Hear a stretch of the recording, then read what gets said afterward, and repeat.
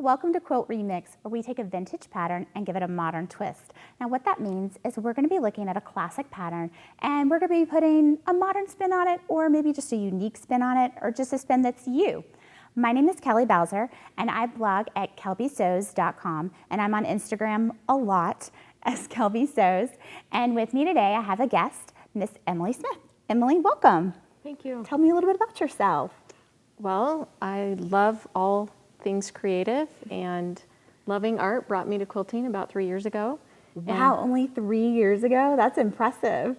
I love the freedom of different colors and fabrics and everything that can happen with a quilt. I stay home with my 7 children and we have a lot of fun together, and I have a website. I'm at bebravelovelife.com. Oh, I love that name. That's such a great name. Thanks. So that's me.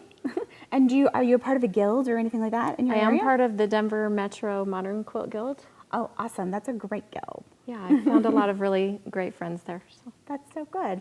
Well, today we're going to be talking about a wonderful quilt from Candy Hargrove called Saluting You. And Candy has used lots of scraps and a very simple block to create this beautiful quilt for Quilts of Valor. And if you've never heard of Quilts of Valor, I highly encourage you to check them out. They're a wonderful organization that donates quilts to our servicemen and women who've been touched by war. And if you'd like to find out a little bit more about it, go to www.qovf.org. And so today we're going to be talking about my remix version and Emily's remix version. So we're going to start with mine. And I took a simple block that Candy did here, and I simplified it even more because I'm super lazy.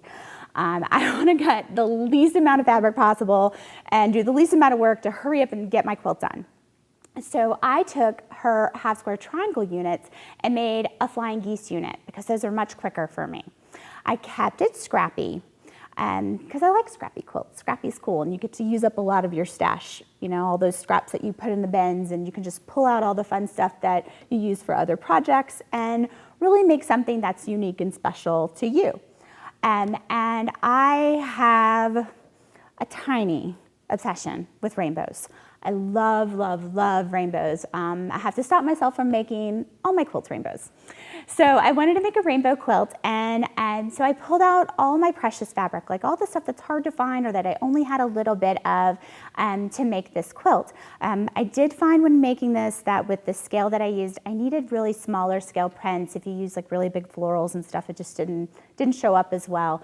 And then another change I did is I wanted to make the background something that wasn't solid. Just to try something new. And I love text prints, so I used a black and white text print as my background fabric.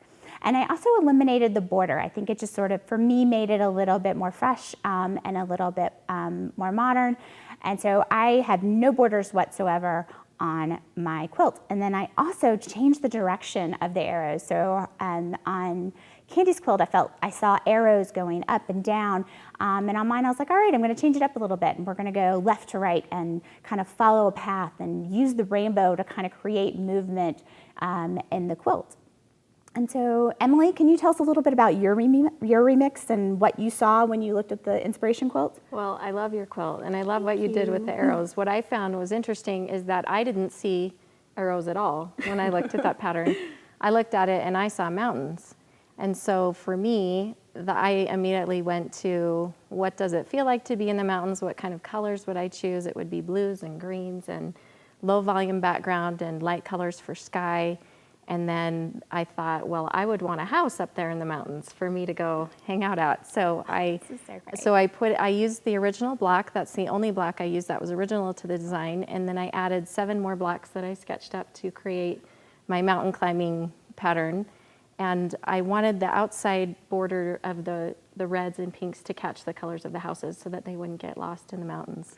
I love this. I love that we both looked at this pattern and we saw 2 completely different things, and we took 2 completely different approaches. I tried to make mine even easier, and then you challenged yourself and added more to the pattern, and it was very personal to you and what you loved, and it was personal to me and what I loved. So that's great. This is so cool. And it was a lot of cutting little pieces, which I didn't love, but I loved the overall The result is beautiful. Yes. The result is beautiful. Well, thanks so much for joining us, and stay tuned for our next segment where we're going to talk about how I assembled and created my remix version.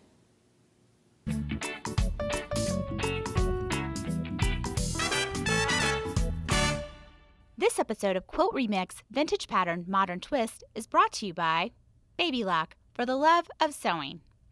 Tin Lizzie 18, your affordable long arm quilters. Inganero, because fabric should be fun. Madeira, color your life. Aliso Smart Irons, fabric care reinvented for you. And Quilters Select, made specifically for quilters. Furniture for Quilt Remix was provided by Koala, fine sewing furniture custom built for you.